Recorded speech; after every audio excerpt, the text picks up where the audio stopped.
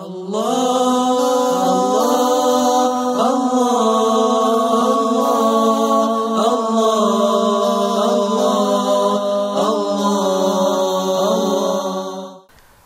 আলাইকুম ওয়া রাহমাতুল্লাহি ওয়া বারাকাতুহু নাহমাদুহু ওয়া নুসাল্লি আলা রাসূলিহিল কারীম আম্মা বা'দ। সম্মানিত দর্শক ও শ্রোতা মণ্ডলী, দেশে বিদেশে যে যেখানে বসে মাই টিভির জনপ্রিয় এই অনুষ্ঠান সহজে নামাজ শিক্ষা দেখছেন, আপনাদের সকলকে স্বাগত জানাচ্ছি। আমরা এই অনুষ্ঠানে আপনাদেরকে প্র্যাকটিক্যালভাবে দেখিয়ে থাকি কিভাবে সহজে সহিশুদ্ধভাবে নামাজ আদায় করা যায়। মাই টিভির একটি উদ্দেশ্য রয়েছে, বিশেষ করে দেশে বিদেশে যারা এই অনুষ্ঠানের মাধ্যমে নামাজ দেখছেন তারা যেন সহিশুদ্ধভাবে নামাজ আদায় করে মহান আল্লাহ সুবহানাহু ওয়া তাআলার সন্তুষ্টি অর্জন করতে পারেন। সম্মানিত দর্শক ও শ্রোতা, আপনারা জানেন রাসূলুল্লাহ সাল্লাল্লাহু আলাইহি ওয়াসাল্লাম ঘোষণা দিয়েছেন, বাইনাল আবদে ওয়াল কুফরে তারকুস সালাত। একজন কাফিরের মধ্যে এবং একজন ইমানদারের মধ্যে এটাই হচ্ছে পার্থক্য। যিনি নামাজ পড়েন তিনি হচ্ছেন ইমানদার মুমিন, আর যিনি নামাজ পড়েন না তিনি হচ্ছেন কাফির। নাউজুবিল্লাহ মিন যালিক। কোনো অবস্থাতেই নামাজকে অস্বীকার করা যাবে না, নামাজ আদায় করতে হবে। নামাজ আদায় করাটা হচ্ছে প্রত্যেকটা ইমানদার বালেগ নরনারীর জন্য ফরজে আইন। রাসূল সাল্লাল্লাহু আলাইহি ওয়াসাল্লাম বলেছেন, তিরমিজি শরীফের হাদিস, যখন একজন ছেলে বা মেয়ের বয়স 7 বছর হবে তখন তাদেরকে নামাজের জন্য আদেশ করো, আর যখন তাদের বয়স 9 বছর হবে তখন তাদেরকে নামাজের জন্য প্রহার করো। এখানে একটি বিষয় আল্লাহ রাসূল সাল্লাল্লাহু আলাইহি সাল্লাম আমাদের জন্য স্পষ্ট করেছেন, সেটি হচ্ছে যদি কোনো ছেলে মেয়ে নামাজি না হয়, বাবা মা ইচ্ছে করলে, তার ওস্তাদ ইচ্ছে করলে তাকে প্রহারও করতে পারবেন। কারণ দুনিয়ার প্রহার তো সামান্য, আখিরাতের জাহান্নামের আগুন তো অনেক অনেক অনেক অনেক কঠিন। সম্মানিত দর্শক ও শ্রোতা মণ্ডলী, আমরা এই পর্বে আপনাদেরকে নিয়ে আলোচনা করব যে বিষয়টি, সেটি হচ্ছে ইকামত। আজান দিবেন মুয়াজ্জিন, মুয়াজ্জিন আজান দেওয়ার পর আমরা সবাই ওযু করে অথবা গোসল করে তায়াম্মুম করে আমরা চলে যাব মসজিদে। পবিত্র হওয়ার জন্য 3টি উপায়, সেটি হচ্ছে ওযু, গোসল, তায়াম্মুম। আমরা যখন পাক পবিত্র হয়ে নামাজের জন্য আমরা যাব, নামাজি যারা আমরা ফরহেজগার তারা আমরা যখন মসজিদে যাব, সবাই আমরা যখন হাঁটবো আস্তে আস্তে হাঁটবো, তাড়াহুড়া করে হাঁটবো না, দৌড়াদৌড়ি করে আমরা মসজিদে যাব না। আর মসজিদে যাওয়ার সময় আমরা তাসবিহ পড়ব, সুবহানাল্লাহি ওয়া বিহামদিহি সুবহানাল্লাহিল আলিয়্যিল আযীম, অথবা সুবহানাল্লাহ ওয়ালহামদুলিল্লাহ ওয়া লা ইলাহা ইল্লাল্লাহ আল্লাহু আকবার, লা ইলাহা ইল্লাল্লাহ ওয়াহদাহু লা শারীকা লা লাহুল মুলকু ওয়া লাহুল হামদু ইউহয়ি ওয়া ইউমীত ওয়া হুয়া আলা কুল্লি শাইইন কাদির, অথবা লা ইলাহা ইল্লা আনতা সুবহানাকা ইন্নী কুনতু মিনাজ জালিমিন উফাবিদু আমরি ইলাল্লাহ ইন্নাল্লাহা বাসীরুম বিল ইবাদ। এই তাসবিহগুলো পড়তে পড়তে আমরা মসজিদের দিকে যাব। আর যখনই আমরা মসজিদে যাব, আমাদের সামনে পেছনে যারা পড়বেন, ডানে বামে আমাদের যারাই আমাদের সাথে পড়বেন, আমরা সবাইকে সালাম দিব, আসসালামু আলাইকুম ওয়া রাহমাতুল্লাহি ওয়া বারাকাতুহু। এই যে আমরা সালাম দিচ্ছি, সালাম শব্দের অর্থ হচ্ছে শান্তি। আমাদের ধর্মের নামও ইসলাম, ইসলাম শব্দের অর্থ হচ্ছে শান্তি। একজন মুসলমানকে দেখলে শান্তির কথাই বলবেন, তিনি যেন শান্তিতে থাকেন, সুখে থাকেন, আল্লাহর রহমত যেন তার প্রতি নাজিল হয়। সালাম শব্দের অর্থ কি? তোমার প্রতি আল্লাহর রহমত এবং করুণা নাজিল হোক, বর্ষিত হোক। আমরা সবাই আছি আল্লাহর রহমতে, আল্লাহর সালামতে, আল্লাহর নেগাহে, আল্লাহর করমে। এই যে আমরা নিঃশ্বাস নিচ্ছি আল্লাহ পাক রব্বুল আলামিনের করুণায়। ইচ্ছে করলে একজন মানুষ না খেয়ে থাকতে পারে, কিন্তু নিঃশ্বাস ছাড়া কি থাকতে পারে? না। সম্মানিত দর্শক ও শ্রোতা মণ্ডলী, সম্মানিত মা ও বোনেরা, মুয়াজ্জিন যখন ইকামত দিবেন তখন মুয়াজ্জিন দাঁড়াবেন, অন্যরা সবাই বসে থাকবেন। আর বিশেষ করে 4 মাযহাবের ইমাম আযম আবু হানিফা, ইমাম শাফিঈ, ইমাম মালিক, ইমাম আহমদ ইবনে হাম্বল, 4 মাযহাবের কোনো মাযহাবে এটা নাই যে ইকামতের আগেই দাঁড়িয়ে যেতে হবে। রাসূলুল্লাহ সাল্লাল্লাহু আলাইহি ওয়াসাল্লাম বলেছেন, মুসলিম শরীফের হাদিস, সাওয়ু সুফুফাকুম ফা ইন্না তাসবিহাতুস সুফুফি মিন ইকামাতিস সালাহ।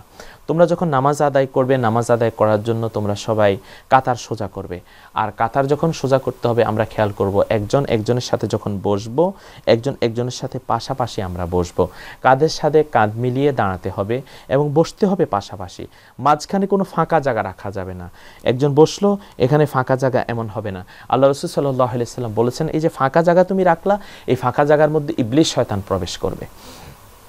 আমরা যখন নামাজের মধ্যে বসবো, আমরা যখন কাতারবন্দি হয়ে যাব, আমরা একসাথেই দাঁড়াবো, একসাথেই আমরা বসবো। সম্মানিত দর্শক ও শ্রোতা মণ্ডলী, অনেক মসজিদে দেখা যায় মুয়াজ্জিন সাহেব একামত দেওয়ার আগেই মুসল্লিরা উঠে দাঁড়িয়ে যায়। এটা কিন্তু ঠিক না। ইসলামী শরীয়তের মাসআলা যেটা, সেটাই আপনাকে মানতে হবে এবং ইসলামী শরীয়ত যেভাবে বলবে সেটাই আপনাকে পরিপূর্ণভাবে অনুসরণ করতে হবে। এক্ষেত্রে চার মাযহাবের ইমাম এবং রাসূল সাল্লাল্লাহু আলাইহি ওয়াসাল্লামের হাদিস দ্বারা যেটা সাব্যস্ত হচ্ছে সেটা হচ্ছে, আল্লাহ রাসূল সাল্লাল্লাহু আলাইহি ওয়াসাল্লাম বলেছেন, নাসাই শরীফের হাদিস এবং বিশেষ করে এই হাদিসটি আবু দাউদ শরীফে এসেছে, মিশকাতুল মাসাবির মধ্যে এসেছে। হাদিসে রাবী হযরত কাতাদা রাদিয়াল্লাহু তাআলা আনহু, রাসূল সাল্লাল্লাহু আলাইহি ওয়াসাল্লাম বলেছেন, ইজা উকিমাতিস সালাতু ফালা তাকুমু হাত্তা তারাউনি। আল্লাহ নবী বলেছেন, যখন ইকামত দেওয়া হবে তখন আমাকে যতক্ষণ না তোমরা দাঁড়াতে দেখো ততক্ষণ তোমরা দাঁড়াবে না। এখানে একটি বিষয় সুস্পষ্ট, সেটি হচ্ছে ইমাম সাহেব যখন দাঁড়াবেন তখনই মুসল্লিরা, মুক্তাদিরা দাঁড়াবেন। মুক্তাদি হচ্ছে যারা ইমামকে ইক্তেদা করবে, আর ইমাম হচ্ছেন তিনি যিনি থাকবেন সবার আগে। সর্বপ্রথম ইমামের প্রতি আল্লাহর রহমত নাজিল হয়, এরপর মুয়াজ্জিনের উপর আল্লাহর রহমত আসে, এরপরে ডানে বামে রহমত আসে। মোট কথা, যখন বান্দা নামাজ আদায় করে তখন বান্দা কিন্তু আল্লাহর রহমতের ছায়া দ্বারা আবৃত থাকে। আল্লাহর বান্দার সাথে এবং আল্লাহর সাথে নৈকট্যে আসার, কাছাকাছি আসার এবং একান্ত হওয়ার একমাত্র উপায় হচ্ছে নামাজ। কারণ যে যত বেশি নামাজি হবে সে তত বেশি আল্লাহর নৈকট্য অর্জন করবে। আল্লাহ সুবহানাহু ওয়া তাআলা বলছেন, তুমি আমাকে সিজদা করো এবং তুমি আমার নৈকট্যতা অর্জন করো। সম্মানিত দর্শক ও শ্রোতা মণ্ডলী, আমাদের ইমাম আজম আবু হানিফা রহমতুল্লাহ আলাইহি, যিনি 40 বছর এশার নামাজের ওযু দিয়ে ফজরের নামাজ আদায় করেছেন। রুদ্দুল মুহতার ফতোয়া শামির মধ্যে এসেছে ইমাম আজমের শান, রাআইতু রাব্বি ফিল মানামি মিয়াতু মাররাহ। তিনি বলেছেন, আমি আমার আল্লাহ সুবহানাহু ওয়া তাআলাকে 100 বার স্বপ্ন যোগে দেখেছি। আল্লাহকে স্বপ্ন দেখা, রাসূলুল্লাহ সাল্লাল্লাহু আলাইহি সাল্লামকে স্বপ্ন দেখা সৌভাগ্যের বিষয়। দুনিয়াতে আল্লাহকে অনেকে দেখেন না, এটাই হচ্ছে মোট কথা। কিন্তু যারা একান্ত আল্লাহর বান্দা, মুখলেস বান্দা, তারাই তো আল্লাহকে দেখেন। আর রাসূলুল্লাহ সাল্লাল্লাহু আলাইহি সাল্লামকে তারা দেখেন যারা নবী প্রেমিক। তিরমিজি শরীফের মধ্যে হাদিস এসেছে, রাসূলুল্লাহ সাল্লাল্লাহু আলাইহি সাল্লাম বলেছেন, লা তামাসসুন নারু মুসলিমান রাআনি, যে আমাকে দেখলো তার জন্য জাহান্নামের আগুন হারাম হয়ে গেল, জাহান্নামের আগুন তাকে স্পর্শ করবে না। সুবহানাল্লাহ। সম্মানিত দর্শক ও শ্রোতা মণ্ডলী, ইমাম হন অথবা মুয়াজ্জিন হন অথবা মুসল্লি হন, আল্লাহর পথে থাকা, রাসূল সাল্লাল্লাহু আলাইহি সাল্লামের পথে থাকাই হচ্ছে আমাদের মূল দায়িত্ব এবং কর্তব্য। কারণ এই দুনিয়া নয়, আমাদেরকে একদিন চলে যেতে হবে সে কবরে, হাসরে, মিজানে, ফুলসিরাতে। আজকে এই নামাজ শিক্ষা অনুষ্ঠান আমরা যারা দেখছি, সহজে নামাজ শিক্ষা অনুষ্ঠানের একটি আবেদন, আমরা যেন আল্লাহর প্রিয় বান্দা হতে পারি, আমরা যেন রাসূল পাক সাল্লাল্লাহু আলাইহি ওয়াসাল্লামের খাঁটি উম্মত হতে পারি, আল্লাহর তরিকা অনুযায়ী যেন চলতে পারি। সম্মানিত দর্শক ও শ্রোতা মণ্ডলী, মুয়াজ্জিন সাহেব যখন ইকামত দিবেন, আমাদের সকলকে খেয়াল করতে হবে যে এই ইকামত দ্বারাই কিন্তু নামাজ কায়েম হয়ে যাবে, নামাজের জন্য সবাই দাঁড়িয়ে যাবে। মুয়াজ্জিন কিভাবে ইকামত দিবেন সেই বিষয়টি আমরা আলোচনা করব। তার আগে আমরা আলোচনা করব, একজন মুয়াজ্জিন যখন আজান দিবেন তাকে প্রাপ্তবয়স্ক হতে হবে। ছোট বাচ্চা শিশু ইচ্ছে করলে তিনিও আজান একামত দিতে পারেন, কিন্তু এখানে একটি বিষয় হচ্ছে প্রাপ্তবয়স্ক যিনি, তার দ্বারা মুয়াজ্জিন হওয়াটাই হচ্ছে ইসলামী বিধান। আর মোট কথা হচ্ছে, যিনি আজান দিবেন তিনি একামত দিবেন, আর তিনি যদি একামত না দেন তাহলে তিনি একজন ওয়াকিল, প্রতিনিধি তিনি নিয়োগ করবেন, যিনি তার পক্ষ থেকে একামত দিবেন। আর একামত যখন দিবেন, ঠিক ইমাম সাহেব যে বরাবর দাঁড়াবেন তার পিছনেই মুয়াজ্জিন সাহেব দাঁড়াবেন। সেখানে দাঁড়িয়ে কেবলামুখী হয়ে তিনি একামত প্রদান করবেন। আর একামত কোনো অবস্থাতেই বসে দেওয়া যাবে না, একামত দিতে হবে দাঁড়িয়ে দাঁড়িয়ে। সম্মানিত দর্শক শ্রোতা মণ্ডলী, আমরা এ পর্যায়ে একটি বিরতি নিচ্ছি। বিরতির পর আমরা আপনাদেরকে দেখাবো কিভাবে একামত দিতে হয়। আলহামদুলিল্লাহ, সম্মানিত দর্শক ও শ্রোতা মণ্ডলী, আমরা বিরতির পর আমাদের এই অনুষ্ঠানে ফিরে আসলাম। আমরা এই সহজে নামাজ শিক্ষা অনুষ্ঠানে আপনাদেরকে দেখিয়ে থাকি কিভাবে আজান দিতে হয়, কিভাবে একামত দিতে হয়, আজানের উত্তরে কি বলতে হয়, একামতের উত্তরে কি বলতে হয়, কিভাবে সহজ শুদ্ধভাবে সহিভাবে নামাজ আদায় করতে হয়, কিভাবে হাত বাঁধতে হয়, কিভাবে রুকু করতে হয়, সিজদা করতে হয়। কারণ আমরা আল্লাহর বান্দা, আর আমাদের এই সহজে নামাজ শিক্ষা অনুষ্ঠানে আমরা আপনাদেরকে প্র্যাকটিক্যালভাবে সেগুলোই দেখিয়ে থাকি। এখন আমরা আপনাদেরকে দেখাবো কিভাবে মুয়াজ্জিন সাহেব ইকামত প্রদান করেন। সম্মানিত দর্শক ও শ্রোতা মণ্ডলী, একজন মুয়াজ্জিন তিনি যখন দাঁড়াবেন, তিনি কেবলামুখী হয়ে তিনি দাঁড়াবেন, আর সামনে যিনি থাকবেন তিনি হচ্ছেন তার ইমাম। এখানে যদিও আমরা দেখতে পাচ্ছি যে আমার ডানে বামে কোনো মুসল্লি নেই, কিন্তু আপনি দেখবেন যখন আপনি নামাজ আদায় করতে যাবেন, সেটা ফজর হোক, জোহর হোক, আসর হোক, মাগরিব হোক, এশা হোক, জুমা হোক, অথবা জানাজার নামাজ হোক, এখানে জানাজার নামাজে কিন্তু রুকু সিজদা নেই, কিন্তু বাকি সবগুলো নামাজেই কিন্তু রুকু সিজদা রয়েছে। বিশেষ করে ফরজ নামাজে আপনার ডানে লোক থাকবে এবং বামে লোক থাকবে। আর যখন মুয়াজ্জিন সাহেব দাঁড়াবেন, তিনি এমনিভাবে দাঁড়িয়ে যাবেন, তিনি দাঁড়িয়ে সহজভাবেই তিনি দাঁড়িয়ে তার মতো করে তিনি একামত বলবেন। আর যে একামতের শব্দ আল্লাহর নবী মুহাম্মদ রাসূলুল্লাহ সাল্লাল্লাহু আলাইহি সাল্লাম আমাদেরকে শিখিয়েছেন। একামতের শব্দ, একামত হচ্ছে, আপনাদেরকে একামতের শব্দগুলো জানানো হচ্ছে।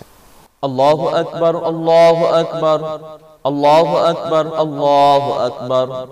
أشهد أن لا إله إلا الله، أشهد أن لا إله إلا الله، أشهد أن محمدا رسول الله، أشهد أن محمدا رسول الله. حي على الصلاة، حي على الصلاة، حي على الفلاح، حي على الفلاح. قد قامت الصلاة، قد قامت الصلاة. الله أكبر، الله أكبر، لا إله إلا الله. এখানে একটি বিষয় ইমাম আজম আবু হানিফা রহমতুল্লাহ আলাইহি বলেছেন, যখন হাইয়া আলাস সালাহ বলবেন মুয়াজ্জিন সাহেব, তখন কিন্তু সবাই দাঁড়িয়ে যাবে। ইয়াকুমুনা ফিস সফে ইদা ক্বালা হাইয়া আলাস সালাহ। এবং অন্যান্য মাযহাব, বিশেষ করে ইমাম শাফি এবং ইমাম মালিক রহমতুল্লাহ আলাইহি, তারা বলেছেন যে হাইয়া আল ফালাহ যখন বলবে তখনই দাঁড়িয়ে যেতে হবে। তো হাইয়া আলাস সালাহ যখন বলবে, এর আগে সবাই কাতার বন্দি হয়ে সব সোজা করে, কাতারের যে নির্দিষ্ট পরিমাপ দাগ রয়েছে, নির্দিষ্ট পরিমাণ যে নির্দিষ্ট একটি দাগ রয়েছে, ওই দাগের মধ্যে সবাই দাঁড়িয়ে যাবে এবং সেখানে সবাই বসে থাকবে। আর যখন মুয়াজ্জিন সাহেব হাইয়া আলাস সালাহ বলবেন, তখনই দাঁড়িয়ে যেতে হবে। এটাই হচ্ছে ইসলামী শরীয়তের বিধান। এখানে আরেকটি বিষয় আমাদেরকে খেয়াল করতে হবে, যখন আমরা দাঁড়াবো, দাঁড়ানোর সময় কিন্তু আমরা হুট করে দাঁড়াবো না, আমরা সহজেই দাঁড়াবো। আর দাঁড়াবো এই জন্য আমাদের খেয়াল করতে হবে, আমরা কিন্তু আমাদের প্রভু, আমাদের মাওলা, আমাদের মনিব আল্লাহ সুবহানাহু ওয়া তাআলার দরবারে কিন্তু আমরা নামাজের জন্য দাঁড়াচ্ছি। আসুন এখন এই যে মুয়াজ্জিন সাহেব একামতে যে শব্দগুলো বললেন, এই শব্দগুলোর অর্থ কি আমরা সেটা জেনে নিই। আল্লাহু আকবার, আল্লাহু আকবার, আল্লাহ মহান, আল্লাহ বড়, আল্লাহ সর্বশ্রেষ্ঠ। আল্লাহু আকবার, আল্লাহু আকবার, আল্লাহ সর্বশ্রেষ্ঠ, আল্লাহ মহান। আল্লাহ হচ্ছেন সকল কিছুর উপর বড়, আল্লাহর ক্ষমতা সবার উপরেই। এটাই হচ্ছে আল্লাহু আকবারের অর্থ। আশহাদু আল্লা ইলাহা ইল্লাল্লাহ, আমি সাক্ষ্য দিচ্ছি যে আল্লাহ ছাড়া আর কোনো প্রভু নাই। সুবহানাল্লাহ। আশহাদু আল্লা ইলাহা ইল্লাল্লাহ, আমি সাক্ষ্য দিচ্ছি আল্লাহ ছাড়া আর কোনো মা'বুদ নাই। আশহাদু আন্না মুহাম্মাদার রাসূলুল্লাহ, আমি সাক্ষ্য দিচ্ছি মুহাম্মদ রাসূলুল্লাহ সাল্লাল্লাহু আলাইহি ওয়াসাল্লাম আল্লাহর বান্দা এবং প্রেরিত রাসূল। আশহাদু আন্না মুহাম্মাদার রাসূলুল্লাহ, আমি সাক্ষ্য দিচ্ছি মুহাম্মদ রাসূলুল্লাহ সাল্লাল্লাহু আলাইহি ওয়াসাল্লাম আল্লাহর প্রিয় রাসূল। হাইয়া আলাস সালাহ, হাইয়া আলাস সালাহ, নামাজের দিকে আসো, নামাজের দিকে আসো। হাইয়া আলাল ফালাহ, হাইয়া আলাল ফালাহ, কল্যাণের দিকে আসো, কল্যাণের দিকে আসো। কদ ইকামাতুস সালাহ, কদ ইকামাতুস সালাহ, নামাজ কায়েম হয়ে গেছে, নামাজ প্রতিষ্ঠা হয়ে গেছে। আল্লাহু আকবার, আল্লাহু আকবার, আল্লাহ সর্বশ্রেষ্ঠ, আল্লাহ মহান।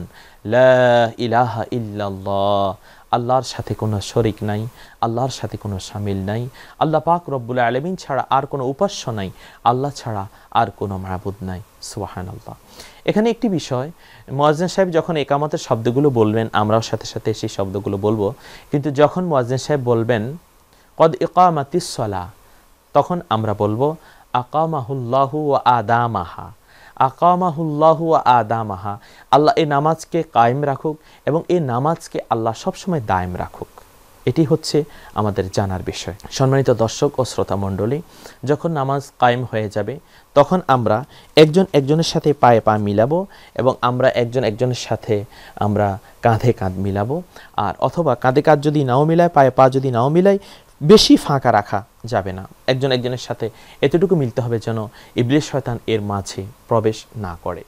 আর আমাদেরকে একটি বিষয় খেয়াল করতে হবে, আমরা নামাজ আদায় করছি আল্লাহ সুবহানাহু ওয়া তাআলার জন্য, তিনি কিন্তু আমাদেরকে দেখছেন।